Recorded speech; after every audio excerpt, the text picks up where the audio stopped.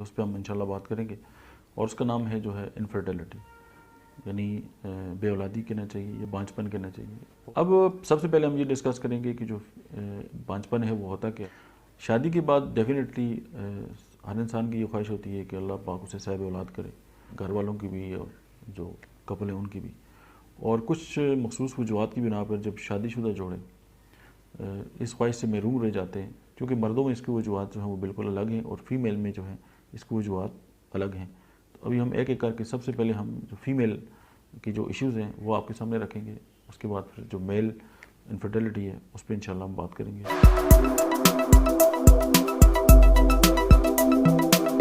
बिस्मिल्लाहिर्रहमानिर्रहीम, अस्सलाम वालेकुम। मेरा नाम डॉक्टर अहमद एजाज है और मैं simile होमिक clinics and right institute of mind sciences Hyderabad से आपसे मुखातब हूँ। आज हम एक टॉपिक जो है वो मेरा इसमें बड़ा इंटरेस्ट भी है और इस पर मैंने बहुत ज़्यादा काम भी किया, उस पर हम इंशाल्लाह बात करेंगे और उसका नाम है जो है इनफर्टिलिटी, यानी बे औलादी कहना चाहिए या बांझपन कहना चाहिए। बहुत सारे जो नाम है राइज हैं। अब सबसे पहले हम ये डिस्कस करेंगे कि जो बांझपन है वो होता क्या है या इनफर्टिलिटी जो है वो क्या है। शादी के बाद डेफिनेटली हर इंसान की ये ख्वाहिश होती है कि अल्लाह पाक उसे साहिब औलाद करे और वो मतलब है कि घर वालों की भी और जो कपल है उनकी भी। और कुछ मखसूस वजूहत की बिना पर जब शादीशुदा जोड़े इस ख्वाहिश से महरूम रह जाते हैं और लेकिन इसकी जो डेफिनीशन है वो कुछ और है, क्योंकि लोग तो दूसरे तीसरे महीने ही जो है वो जासूसी शुरू कर देते हैं कि अभी तक कुछ हुआ नहीं है या कोई इशू जो है वो सामने नहीं आया। अब उसमें ये है कि अगर बीवी और खावंद जो हैं वो इकट्ठे रहें और 1 साल तक जो है वो इकट्ठे रहें और अगर उस दौरान जो है वो कोई आसार नज़र नहीं आते तो फिर जो डेफिनेशन है वो हम ये कह सकते हैं कि वो उनके अंदर जो कुछ ना कुछ मेडिकल इश्यूज़ हैं। तो इसमें मोस्ट प्रॉब्लली यही होता है कि ज़्यादातर ख़वातीन के अंदर कोई इन्फेक्शन आ जाते हैं या मेल में भी कोई इस तरह के इश्यूज़ आ जाते हैं। लेकिन फिर ये है कि उसको हम अलग अलग जो हैं वो डिस्कस करेंगे, क्योंकि मर्दों में इसकी वजूहत जो हैं वो बिल्कुल अलग हैं और फीमेल में जो है इसकी वजूहत अलग हैं। तो अभी हम एक एक करके सबसे पहले हम जो फीमेल की जो इश्यूज़ हैं वो आपके सामने रखेंगे। उसके बाद फिर जो मेल इनफर्टिलिटी है उस पर इंशाल्लाह हम बात करेंगे और उम्मीद है कि ये आपके लिए फ़ायदेमंद साबित होगी। हम बात करते हैं कि औरतों में जो बांझपन है उसकी जो वजूहत हैं वो क्या क्या हैं। सबसे पहले हम डिस्कस करते हैं कि एवोल्यूशन जो है वो डिसऑर्डर। औरतों में ये जो बांझपन की ये बहुत आम वजह है जिसमें हार्मोन्स में तब्दीली आ जाती है जो कि एवोल्यूशन को मुतासर कर देते हैं। इसके अलावा ये PCOS और मोटापा, चेहरे पर बालों का उगना जिसे फेशियल हाइपरट्राइकोसिस कहते हैं, उसके अलावा एक्नी का हो जाना या इंसुलिन जो है रेजिस्टेंस अगर हो तो उसकी वजह से जो है एवोल्यूशन डिसऑर्डर जो है वो होते हैं। सेकंड जो नंबर है वो है हाइपोथैलेमिक डिसफंक्शन। पिट्यूटरी ग्लैंड से 2 किस्म के हार्मोन जो हैं वो खारिज होते हैं, फॉलिकल स्टिमुलेटिंग हार्मोन और ल्यूनेटिंग हार्मोन, FSH और LH का अखराज होता है और ये इसकी वजह से जो है एवोल्यूशन को जो है मतलब कि मुतहरक करते हैं। और बहुत ज़्यादा जो है वो जिस्मानी या ज़हनी दबाव, वज़न का कम या ज़्यादा होना, या हाल ही में डाइटिंग वगैरह की है या वज़न बहुत बढ़ गया या वज़न बहुत ज़्यादा कम हो गया, तो उसकी वजह से ये जो हार्मोन्स हैं उनकी जो रेगुलेशन है वो मुतासर हो जाती है, जिसकी वजह से एवोल्यूशन का अमल भी मुतासर होता है। और मेंसेस जो है उनकी जो तरतीब है या तो वो बंद हो जाते हैं और या वो एक बिल्कुल न होने के बराबर होते हैं। तो ये जो इसकी जो आम एक अलामत है, हम ये कह सकते हैं कि हाइपोथैलेमिक डिसफंक्शन जो है ये उसकी जो है एक अलामत है। ख़वातीन की जो बांझपन की जो वजूहत हैं उसमें जो नंबर जो थर्ड है वो है प्रीमेच्योर ओवेरियन फेलियर। समटाइम ये होता है कि ऑटो इम्यून रिस्पॉन्स की वजह से या premature loss of ovum from ovary मतलब होना स्टार्ट हो जाता है, जिसकी वजह जेनेटिकली भी हो सकती है या केमोथेरेपी वगैरह भी हो सकती है, जिसकी वजह से जो एग है वो मेच्योर नहीं होते और जो ओवरी है उसका जो फंक्शन है वो मतलब वो नाकाम हो जाती है अपना काम करने में। उसके बाद इसकी जो सेकंड जो दूसरी वजह है वो ये कि ओवरी नॉट प्रोड्यूस ओवम, मतलब किसी वजह से ओवरी जो है वो मतलब उसका फेलियर हो सकता है, उसकी वजह बहुत सारी हो सकती है। समटाइम ये होता है कि एस्ट्रोजन प्रोडक्शन जो है वो लो हो जाती है और वो भी जो 40 ईयर की जो एज है उससे कम, तो उसकी वजह से भी जो है वो ओवम जो है उनका जो है अखराज नहीं होता। तो फिर ये हम प्रीमेच्योर ओवेरियन फेलियर की डेफिनेशन में इसको लेंगे कि पेशेंट जो है उसकी जो बांझपन है उसका सबब जो है वो प्रीमेच्योर ओवेरियन फेलियर है। उसके बाद अगर इसको हम एक और वजह जो है अगर उसकी बयान करें तो टू मच प्रोलैक्टिन जो है उसका जो है अखराज है हार्मोन्स का। पिट्यूटरी ग्लैंड से बाज़ औक़ात जो प्रोलैक्टिन है उसका अखराज बहुत ज़्यादा होना शुरू हो जाता है, और जिसकी वजह से जो एस्ट्रोजन है उसकी जो पैदावार है वो कम हो जाती है, जिससे एवोल्यूशन का अमल जो है मुतासर होता है। और बाज़ औक़ात जो है प्रोलैक्टिन का बढ़ जाना जो है वो किसी कुछ मेडिसिन हैं उनके साइड इफ़ेक्ट भी हो सकते हैं। तो ये जो है अगर प्रोलैक्टिन ज़्यादा है, ज़ाहिर वो टेस्टों में जो है वो सामने आ जाता है, तो फिर एक वजह जो है फ़ीमेल में बांझपन की ये भी हो सकती है। अब जो सेकंड नंबर पे जो वजूहात हैं, जो बड़ी वजूहात हैं, चूँकि हमने नंबर 1 पे जब बयान किया था तो उसकी फिर जो सब कॉजेज़ थे वो हमने बयान की। अब नंबर 2 पे हम बात करते हैं, वो है कि डैमेज ऑफ फ्लोपियन ट्यूब्स। अब ज़ाहिर है फ्लोपियन ट्यूब का एक तो बहुत बड़ा रोल है मतलब कि फर्टिलिटी के अंदर।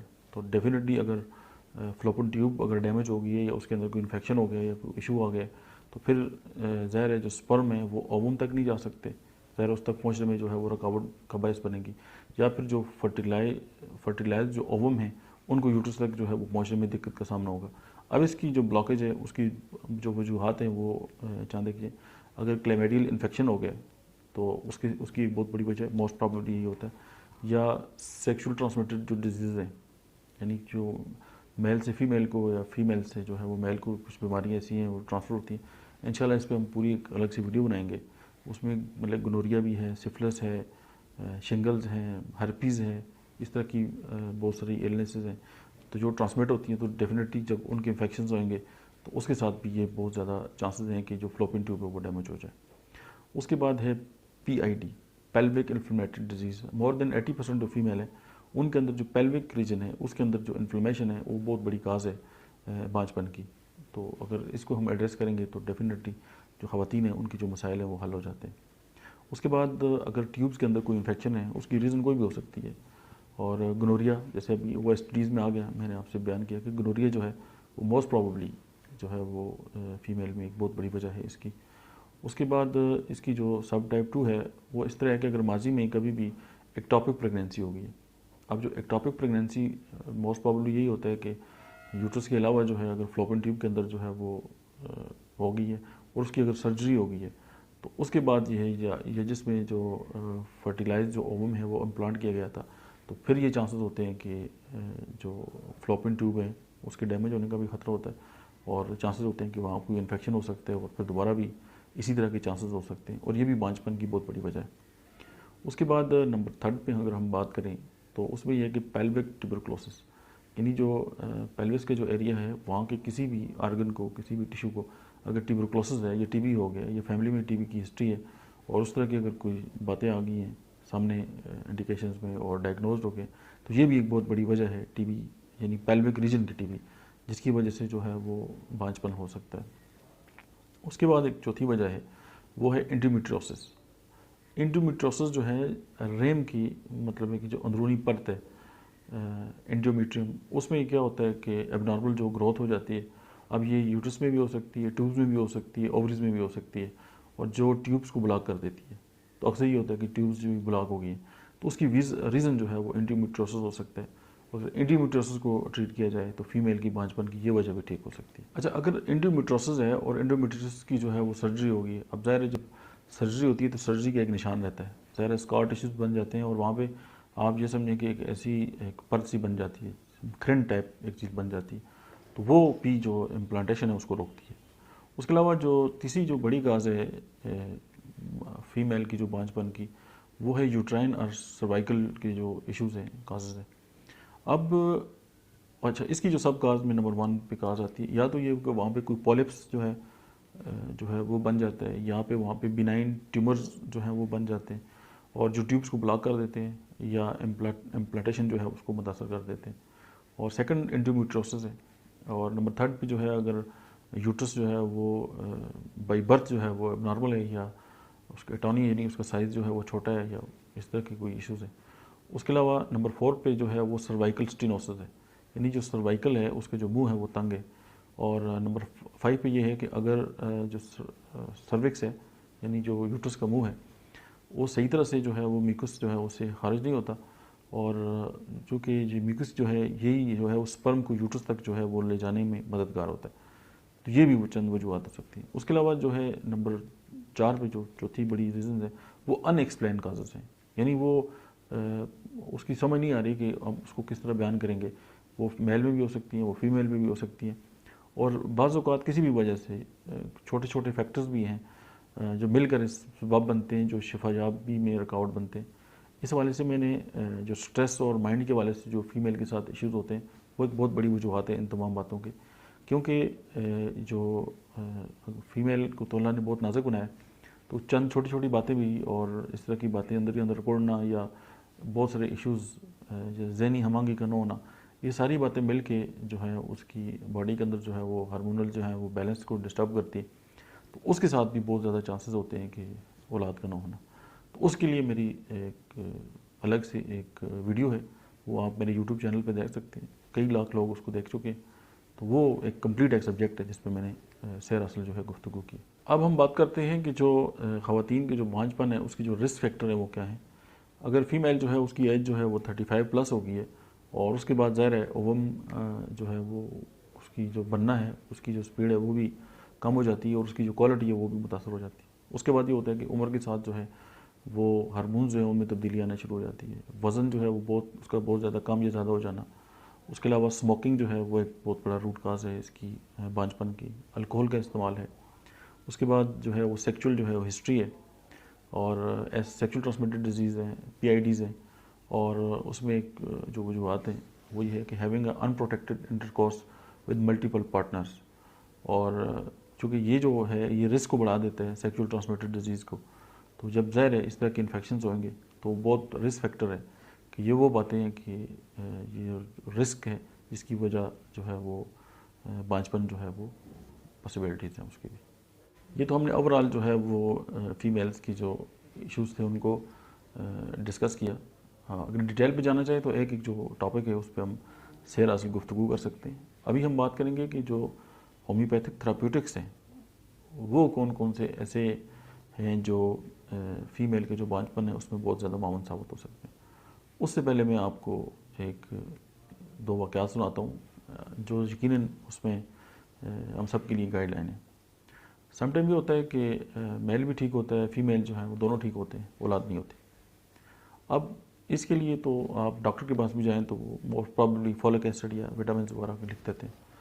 अब होता क्या है कि समटाइम जो है कि जो स्पर्म के अखराज होता है तो वो एज इट इज़ वापस आ जाते हैं। तो ये जो है वो यूट्रस की जो है अंदर एक मैग्नेटिक पावर होती है, उसकी कमज़ोरी की अलामत होती है। अगर इस तरह की इशू है तो होम्योपैथिक जो दवा है नेट्रम कार्ब कमाल के असर रखती है, और इस इशू को जो है वो बेहतरीन एड्रेस करती है। और जो मोस्ट प्रॉबली जो बड़ी मेडिसिन हैं, अगर हम PIDs की बात करें तो PIDs में होम्योपैथिक की जो नोसोड्स हैं वो बेस्ट काम करते हैं। तो उसमें आप मेडोराइनम है, सिफलिनियम है, ट्यूबरकुलिनियम है। अगर जैसे मैंने बात की थी कि अगर जो PIDs हैं पेल्विक रीजन है उसकी अगर ट्यूबरकुलोसिस हो जाए तो उसमें फास्फोरस भी काम करती है। अगर हार्मोन्स के साथ रिलेटेड बात है तो CPI is one of the best medicine. और जो CPI की पेशेंट होती है उसके अंदर जो मर्दाना फसाइल हैं वो आपको ज़्यादा नज़र आएंगे। ज़ाहिर है वो हार्मोन्स का जो है वो बैलेंस ठीक नहीं होता। तो अलेट्रस फेरिनोसा जो है वो एक बड़ी अच्छी मेडिसिन है। अगर यूट्रस कमज़ोर हो, ये खून की कमी है और उसके साथ जो है प्रेगनेंसी नहीं हो रही।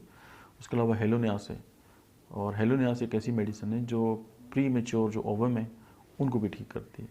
और जो सर्विक्स है, अगर उसका मतलब है कि कैंसर लाइक जो ग्रोथ है उसके अंदर कोई इन्फेक्शन वगैरह हो तो उसको भी जो है वो दुरुस्त करती है। अगर गोनोरिया इन्वॉल्व है तो मेडोराइनम और थूजा ऑक्सीडेंटलिस आपकी बेस्ट मेडिसिन है। सिफिलिस है तो मर्क्यूरस की जितने भी रेंज है मेडिसिन की वो सारी वहाँ पे इफेक्टिव है। और अगर डिप्रेशन है और उसके साथ रिलेटेड इश्यूज़ हैं तो ओरोमेट को आप भूल ही नहीं सकते, और ओरोमे और नाइट्रिकम का अपना एक मकाम है इस हवाले से।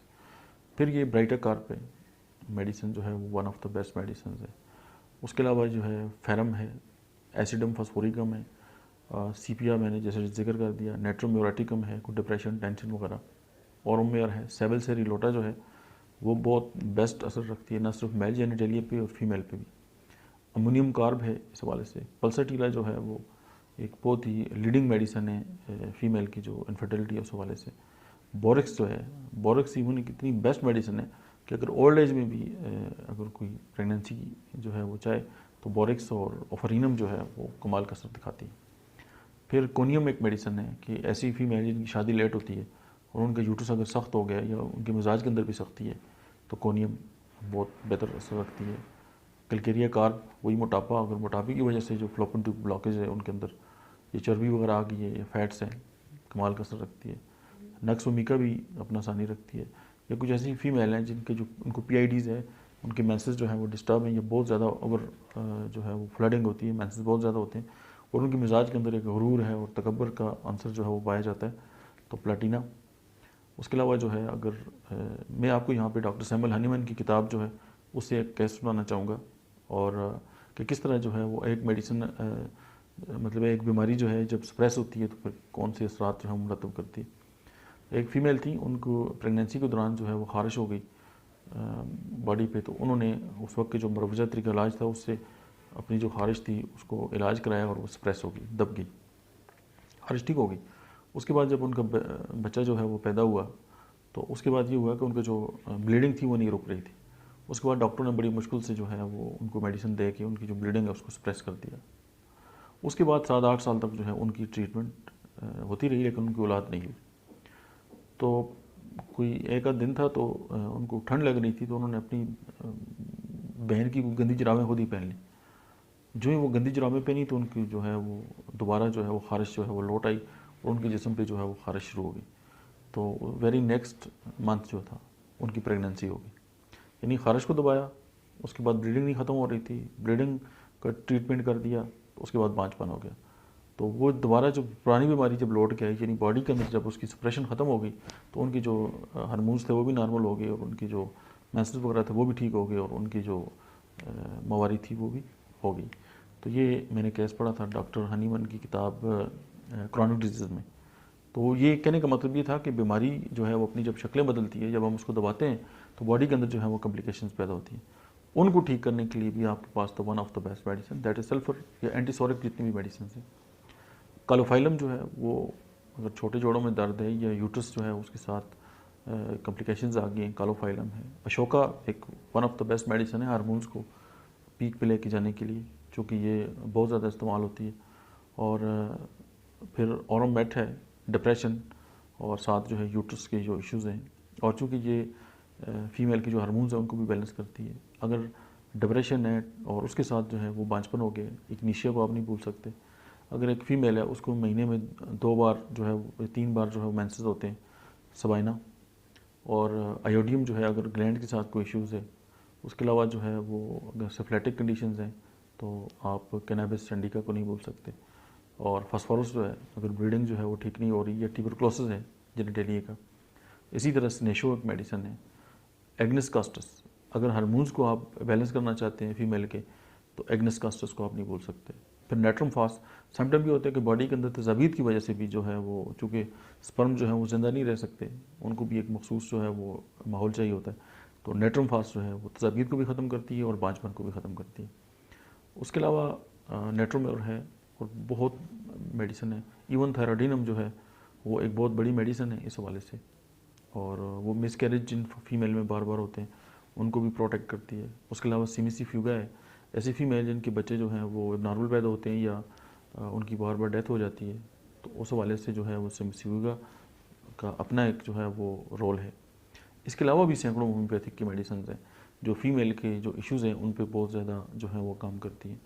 और समटाइम जो है वो कार्बोवेज कमाल का असर रखती है। और समटाइम हम ये देखते हैं कि staphysagria one of the best medicine, जब फीमेल के इमोशन जो हैं सप्रेस होते हैं। अब ज़ाहिर है हमारे यहाँ तो यही देखा जाता है कि अगर सबसे पहले जो ब्लेम गेम स्टार्ट होती है वो तो फीमेल से स्टार्ट होती है। तो ज़ाहिर आप ताने दे दें कि जब वो अपनी जज्बात को दबाएगी और उसके हार्मोन्स जो हैं वो बैलेंस नहीं होंगे तो औलाद कहाँ से आएगी। अब होम्योपैथी में ये एक खुसूसी कमाल है कि जिस किस्म की सप्रेशन होगी उसकी अलग दवाई है।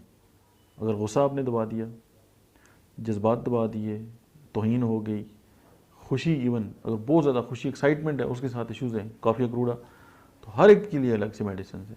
ये तो ग्रुप ऑफ मेडिसिन था जो मैंने आपके सामने पेश किया। इसके अलावा बहुत सारी हैं और उसके लिए ज़ाहिर है आप मटीरियल मेडिका भी देख सकते हैं, होम्योपैथिक डॉक्टर्स की बड़ी रिसर्च है इस पर, आप वो भी दे सकते हैं। और ये जितनी भी दवाएँ हैं ये अपनी मर्ज़ी से इस्तेमाल ना करें, और कभी भी कोई इशू हो तो यूट्यूब या फेसबुक पे इलाज की जो है वो दरख्वास्त ना करें। आप अपने करीब तरीन जो डॉक्टर है उससे रब्ता करें, अपनी हिस्ट्री बयान करें, वो जिस तरह आपका इलाज करे आप उस तरह इलाज करें।